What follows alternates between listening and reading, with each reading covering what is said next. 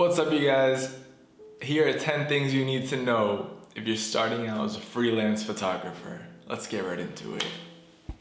If you're not familiar with the channel, my name is Gabriel Perez Silva, and I'm a fashion and celebrity photographer based out of New York City. And today I'll be showing you something that I think would have been a very helpful video back in my day if I would have seen it. Because sometimes you don't expect some of the things that come when stepping into the freelance world. And I know it seems scary and foreign and exciting, but uncertain. Let me help you navigate that today with this video. And if you enjoy, leave a subscribe, leave a like, leave a comment, and check out your boy's work on Instagram, @_youngshot. Appreciate you guys for the channel growing so much lately. Let's get into it. So remember this. If you go to the gym today, you're not gonna be fit tomorrow, but the results from today are gonna show in 2 weeks from now. So what I mean by that is, if you're busting it out, this week now, whatever, and you start getting discouraged because you feel like, dang, biscuits, months goes by, the year goes by, and you're not where you want to be yet. You're like not racking up that money. You're not shooting, supermodels and celebrities yet. Don't give up. Don't give up yet, because most people do. And it's funny because actually going back to it, when I first started, same photographers who I was interning in Miami, I asked him, he was my friend, I was like, bro, like how many people actually succeed? Like, you think I got what it takes, whatever. And he was like, bro, listen, only time will tell, but it all comes down if you're consistent and you keep at it. And that's what you really want to do. That's what it really comes down, you feel me? Comes down to. So the point is, if you put in that work today, this year, this month, you might not see it next month. You might not see it next week, but that's not to say you're not gonna see it in 3 years. This is a marathon, it's not a sprint. Like photographers, their careers don't end at 25. Their careers are lifelong. And everything in life, everything's ups and downs, but it's really like a snowball. Once you start getting some momentum, you do better work, and it starts rolling, it starts picking up. And probably you'll get some momentum, it'll drop, you get some momentum, it'll drop, until you really get the right stride, and then it really just takes off, But the point of it is, if this is what you love, this is what you really want to do, then stick with it, and it'll happen. But you gotta be consistent. Now, if it's not, then it won't happen, but that's fine too, because it's part of the journey to finding, getting to where you discover what it is you want, and what it is you want to dedicate yourself to, and put in all that energy and effort and work into.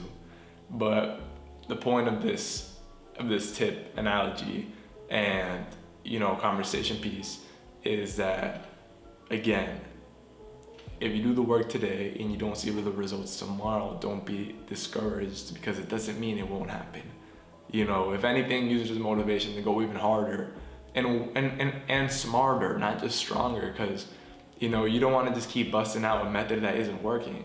Maybe sit down, like I said, try to intern with somebody, try to talk to somebody else, etc. And that leads me into my next tip, which is meet up and create a web with like-minded people who have similar goals of what they're trying to reach. Believe it or not, some of these people, when you're starting out and you meet up with, may end up being your colleagues, more than likely. It's I read this Instagram post recently where it's living in LA is interesting because a lot of these people, you started with, whatever, then you start seeing them become, win a Grammy, win an Emmy, etc., whatever. And it's true. I don't live in LA, I live in New York. But it's true in all fields. You start seeing your colleagues go up. You see some of them who won other paths, who don't pursue it anymore, like I said earlier, that's fine. But you see some of them from the beginning you knew had it in them, But some of them really take off. They make it in their fields. You split off into different areas, but still within photography. For example, somebody who I grew up with, when we first started out in Florida, You know, I took the fashion route. I shoot, you know, mainly fashion celebrity again. That's what I specialize in mostly. And he took like, he took the, you know, working a lot with rappers and the hip hop scene. And he does really well in that. I do really well in my scene, and we're colleagues, you know what I mean? And it's always interesting because, you know, you started out with these people.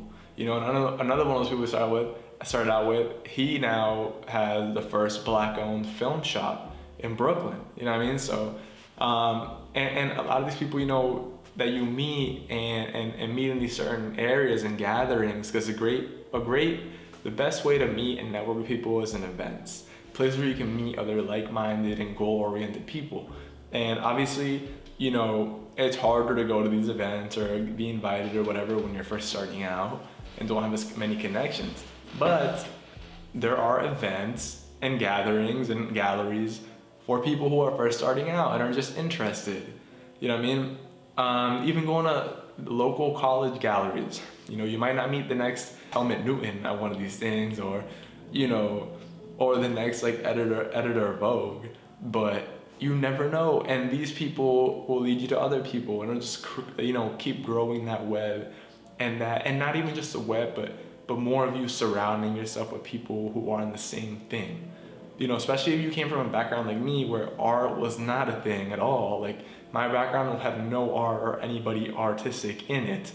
You know, you need that surrounding to help you navigate and understand this new world and new scene, and be able to really tap into your creative side and your emotions and dive into that, and then, you know, and then be able to produce bodies of work exploring that. That's a great starting point to meeting like-minded people. Find a way, like I said, school events, school galleries, look up local, you know, art showings, you know, young people who are in, you know, photography walks, you feel me? Like, I know y'all have heard of those if you're watching this video, you know, stuff like that. If you're in the birding group walks, I don't know, you know what I mean? Like, if you're in anything really, like, and you can even go to like, artistic furniture showing, like just art in general, because all those people, you know, are gonna end up working in similar scenes that you might be interested in.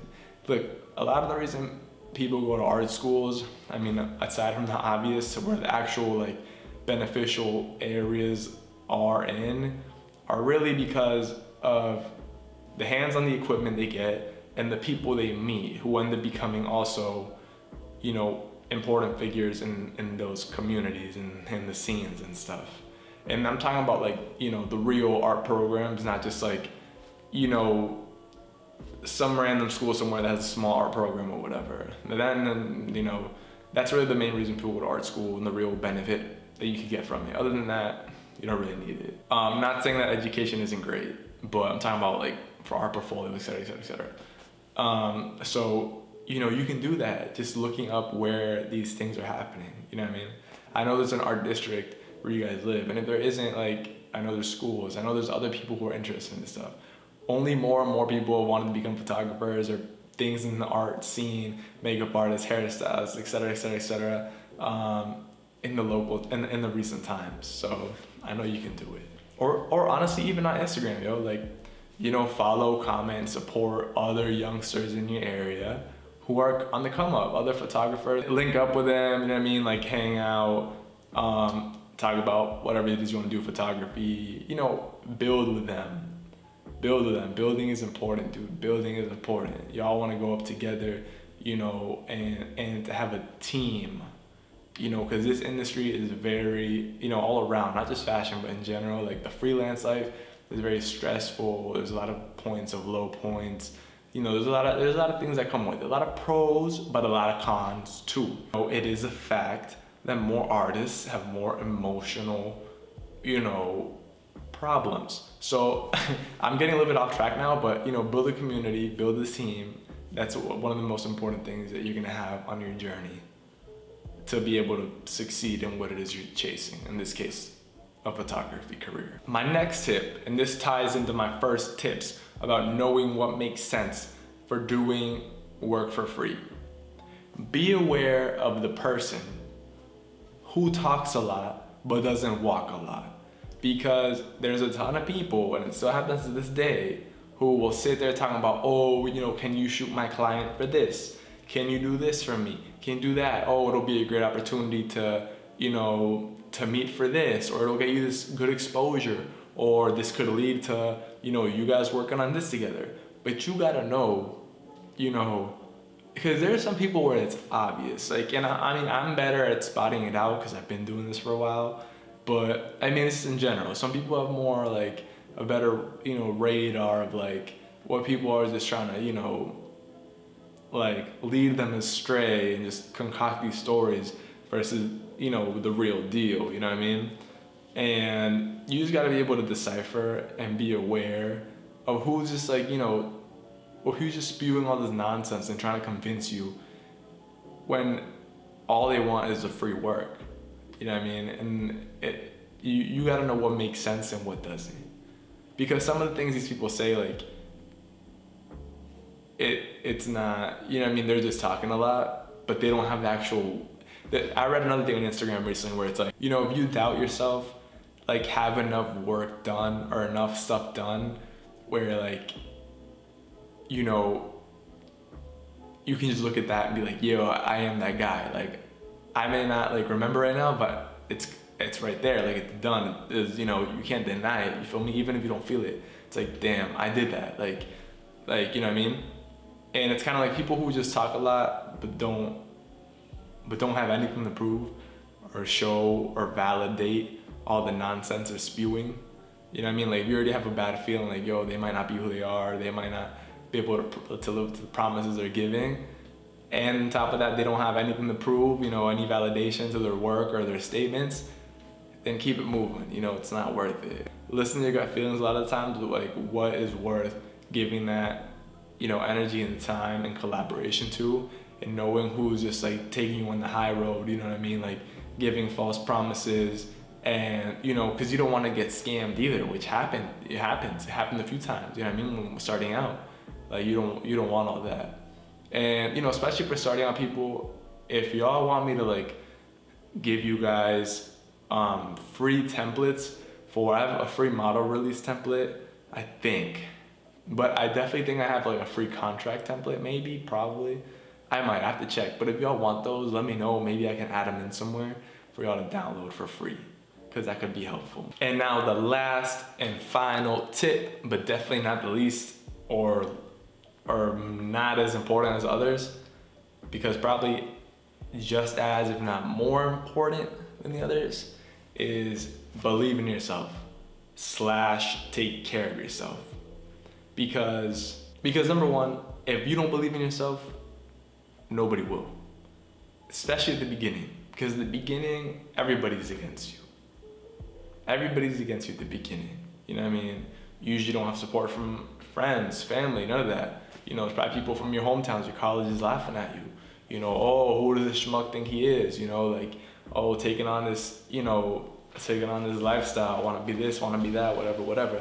Like, they're laughing like, oh, he thinks he's gonna make it, you know, da. But you just gotta kind of block out all that noise and stay true to the mission. And if you believe in yourself, you're solid. Like, that's the team you need. Like, you know, if you got yourself, then you're taken care of. You feel me? And you just gotta stay true to that, stick to that, you know, treat your body with care, treat your mind with care. In the same sense, like I said earlier, like, this is a very stressful, not only industry, but career path. And that's not to discourage people, but, you know, you require discipline. You require, you know, social skills. You require, you know what I mean? Like, the main thing is you require a lot of discipline. Because there's not gonna be somebody over here telling what you do. There's not gonna be over here somebody telling you wake up and get to work. There's not gonna be somebody over here even telling you what you need to do to make it work. I mean, a lot of this stuff you'll learn on your own. You know, a lot of stuff you have to fail a lot of times to win one time. But if you got that hunger in you, you know what I mean? Like, and if you don't have a backup plan, which is the most advisable thing, because if you have a backup plan, the statistic of you failing is much higher. You just gotta go all in. And if you believe in yourself, and that's the only option, you'll make it happen. You know, you'll find ways. With the team you've built, you'll find ways together. You'll bounce ideas off each other. You'll be like, oh, did that work for you? What did you do for this? I have this issue with this person, with this client, I have this beef with this person is bugging about this, bugging about that, I'm stressing out, what do I do? Like, that's how you get through all that. That's how you get through the mud together, you know? That's how you grow and flourish and, you know, and get ahead in this life as a freelance, as a photographer in particular. And then the second half of that is you gotta take care of yourself, because like I said, like, this is a very stressful, anxious industry. You know, if you have an agent, if you have management, but especially if you're a freelance. Because, you know, in general, life as a freelancer is stressful, difficult. There's a lot of uncertainty, a lot of highs, lows, but you don't have the stability. You don't have this, you don't have that, you know what I mean? Like, and then especially if you're in the fashion scene, most of these people have their own issues, you know what I mean? So people, you know, pick a problem with you for no reason. It's like, it could be a popularity contest at times. You know, people start bugging for no reason. You know, people have their own anxieties, and then, you know what I'm saying? Like, just stuff is always happening. You know, people can ghost you on a job or like, or whatever it is. So, and a lot of the hours you can work, especially at the beginning, are nonsensical, dude. So it's really important for you to, you know, take care of yourself, to sleep, rest. I understand the grind is strong and it feels like time is running out, because, you know, I'm like that too. And I always have the mentality, you know, I'm gonna put myself through the mud now and rest later.